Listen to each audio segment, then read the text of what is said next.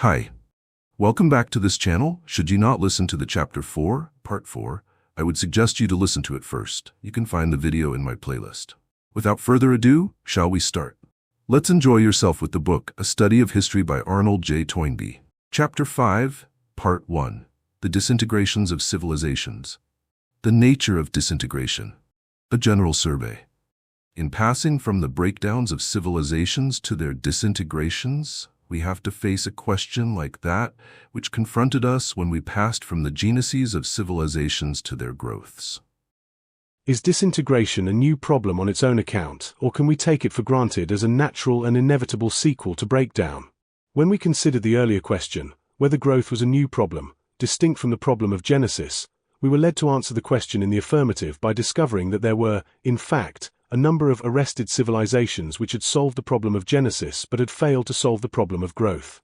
And now again, at this later stage in our study, we can meet the analogous question with the same affirmative answer by pointing to the fact that certain civilizations, after breakdown, have suffered a similar arrest and entered on a long period of petrifaction. The classic example of a petrified civilization is presented by a phase in the history of the Egyptiac society which we have already had occasion to consider.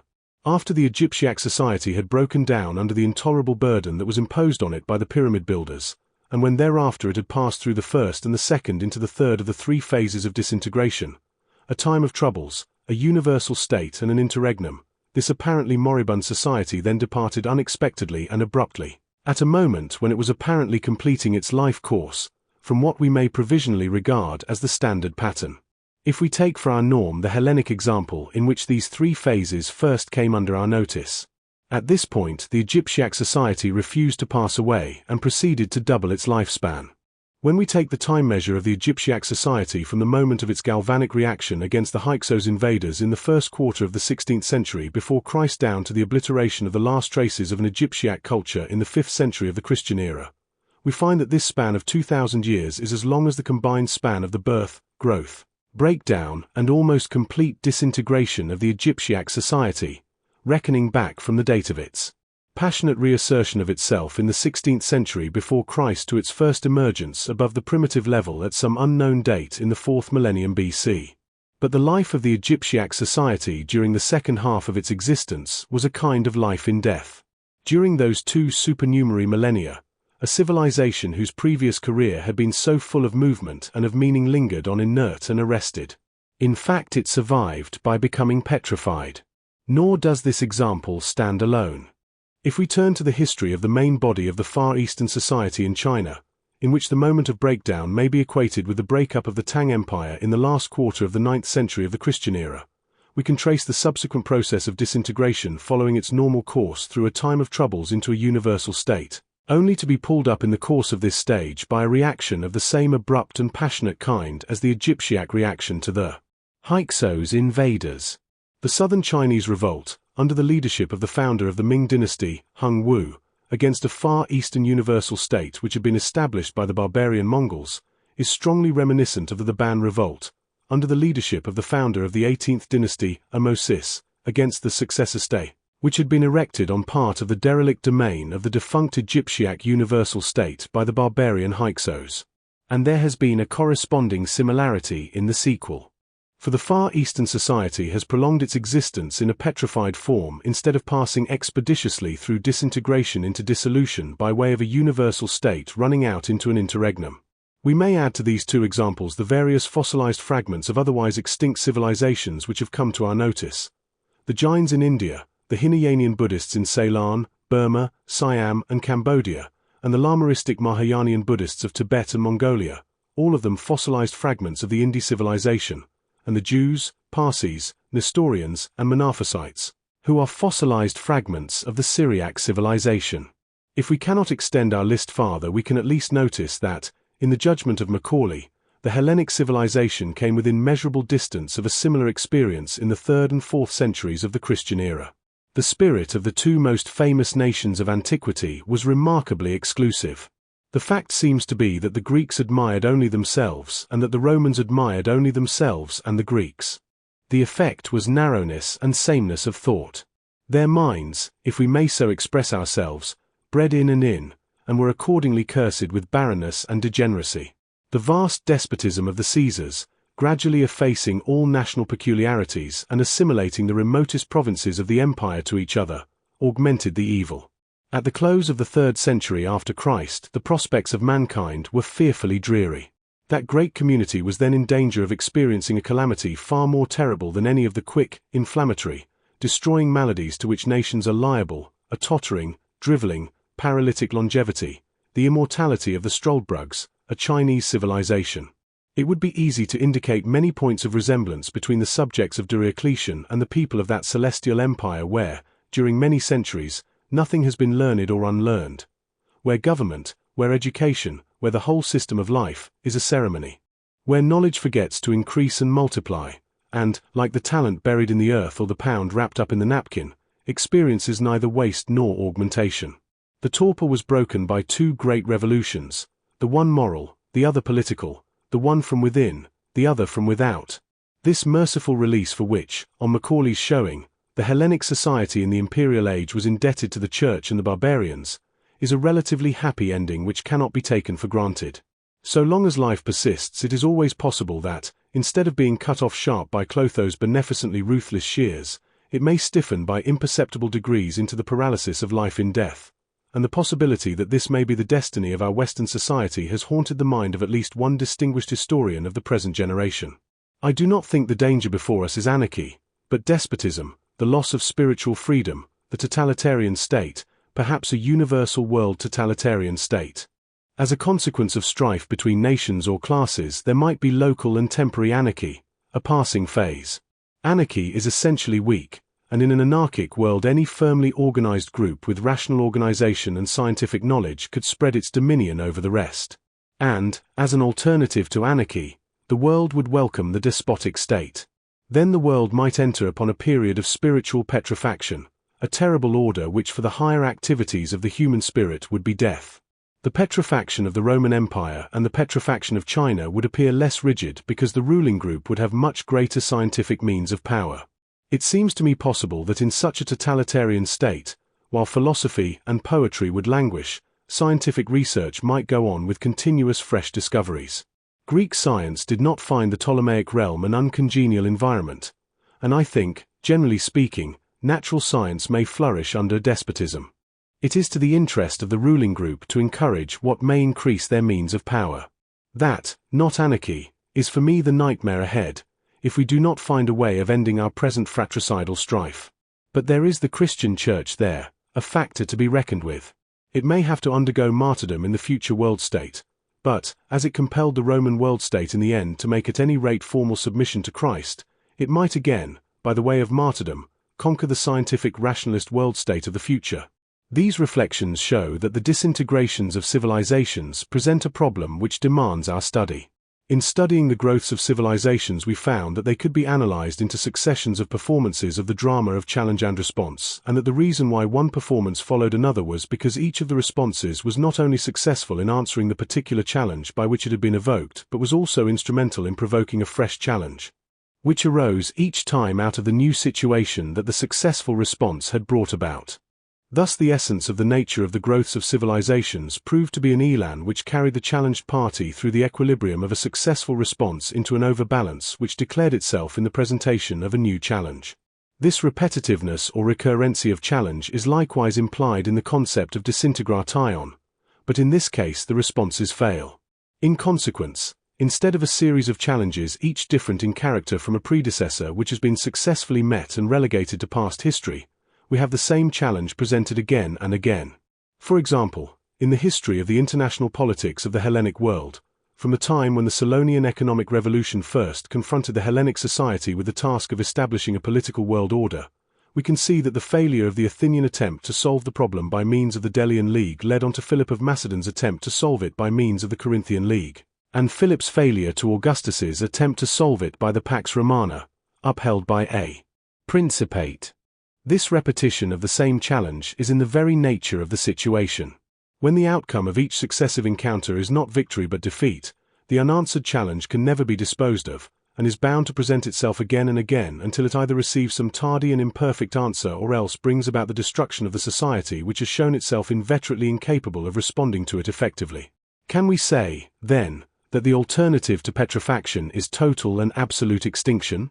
Before answering in the affirmative, we may remind ourselves of the process of apparentation and affiliation which we noticed at an early stage of this study. The Solonian respise finum and a suspension of judgment may be for the present our wisest course.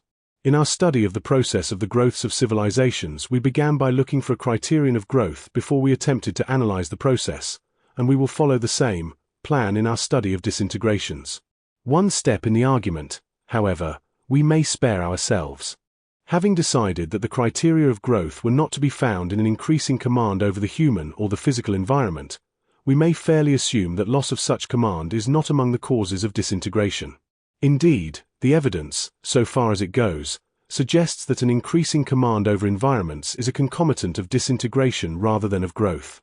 Militarism, a common feature of breakdown and disintegration, is frequently effective in increasing a society's command both over other living societies and over the inanimate forces of nature.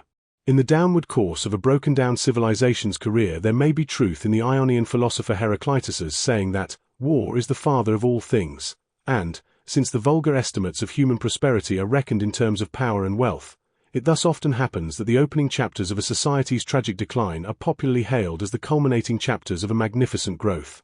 Sooner or later, however, disillusionment is bound to follow. For a society that has become incurably divided against itself is almost certain to put back into the businesses of war the greater part of those additional resources, human and material, which the same business has incidentally brought into its hands. For instance, we see the monopower and manpower won through Alexander's conquests being poured into the civil wars of Alexander's successors, and the monopower and manpower won by the Roman conquests of the 2nd century BC being poured into the civil wars of the last century BC. Our criterion for the process of disintegration has to be sought for elsewhere, and the clue is given to us in the spectacle of that division and discord within the bosom of a society to which an increase in its command over its environment can so often be traced back.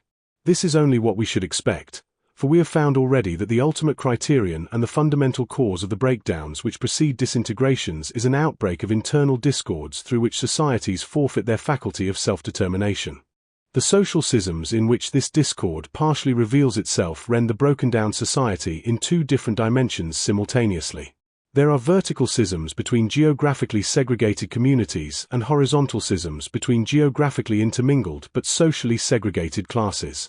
So far as the vertical type of schism is concerned, we have already seen how frequently a reckless indulgence in the crime of interstate warfare has been the main line of suicidal activity.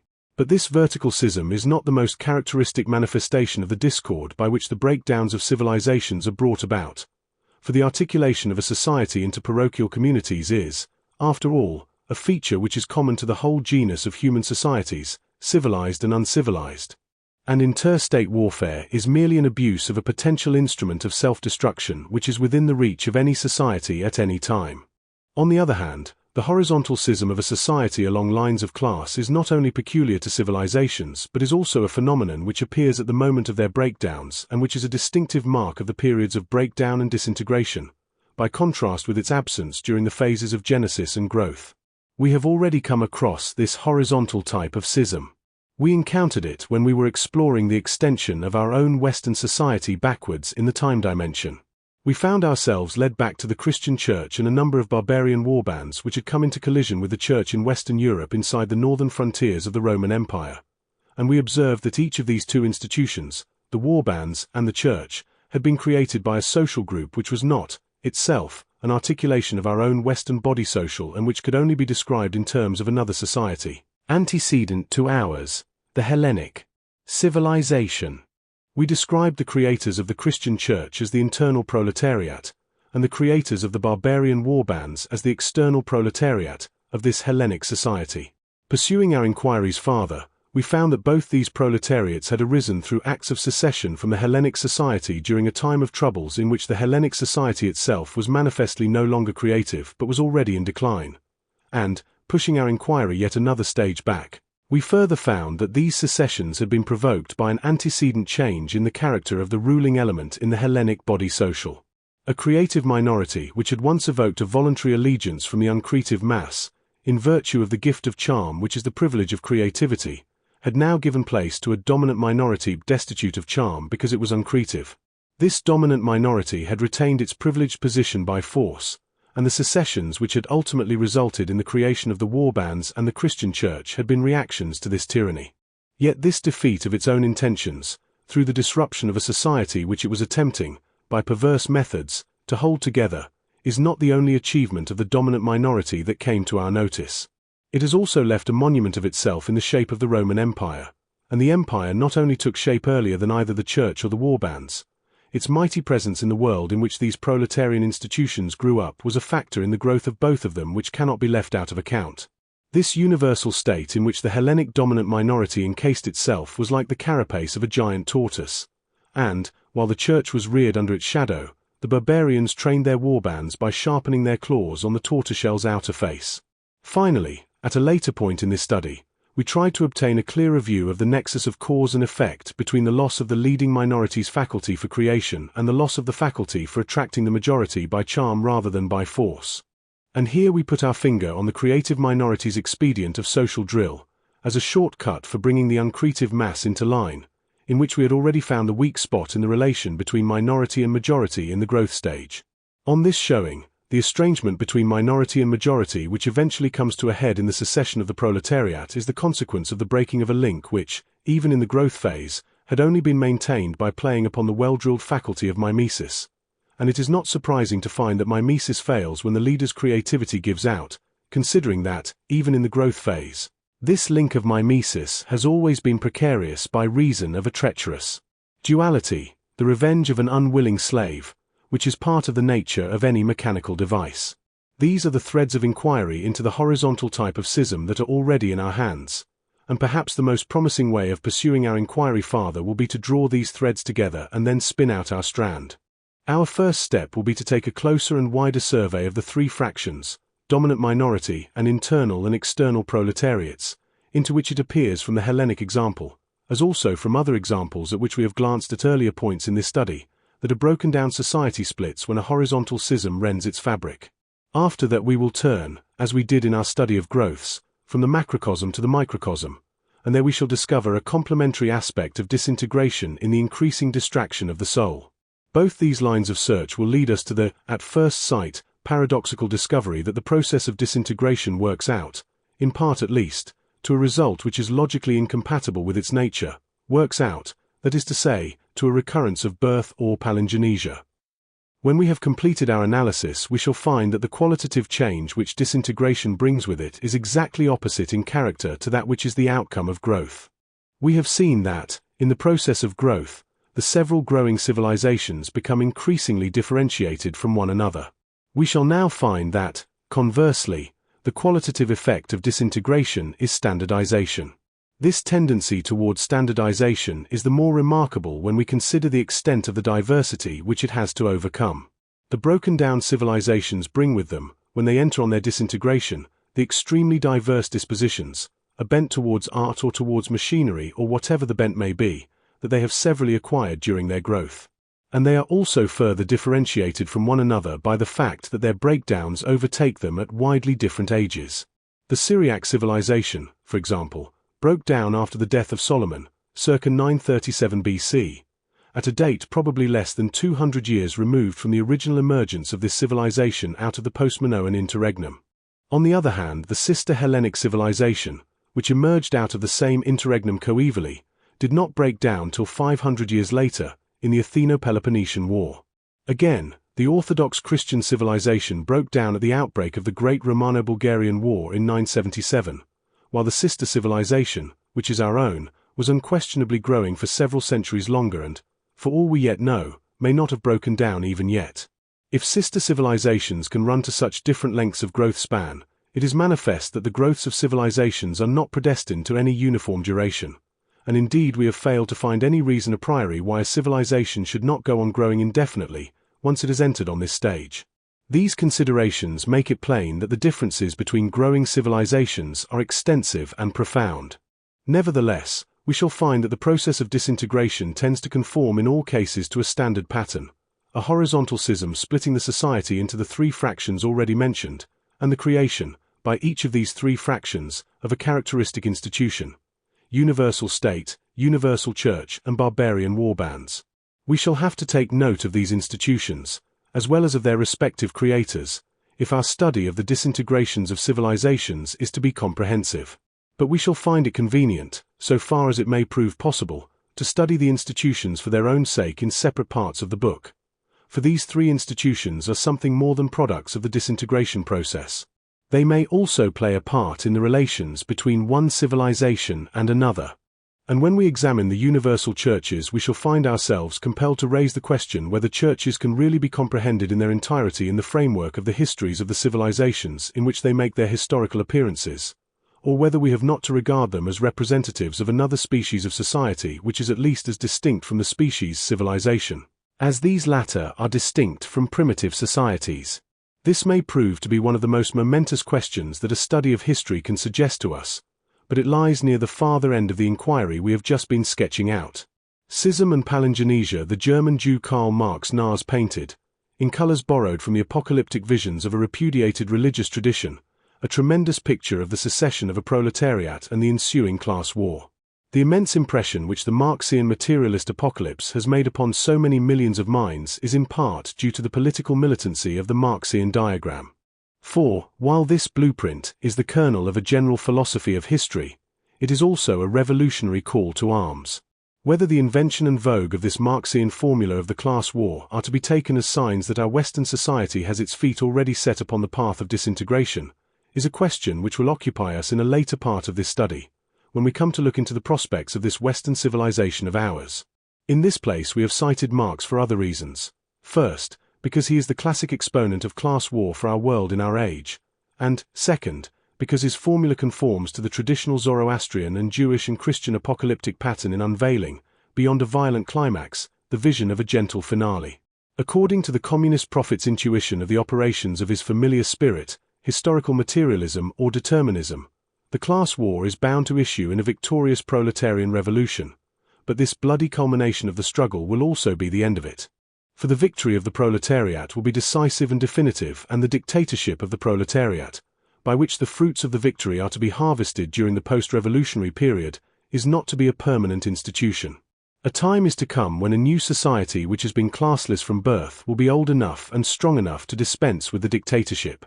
Indeed, in its final and permanent acme of well-being, the new society of the Marxian millennium will be able to cast away not only the dictatorship of the proletariat but also every other institutional crutch, including the state itself.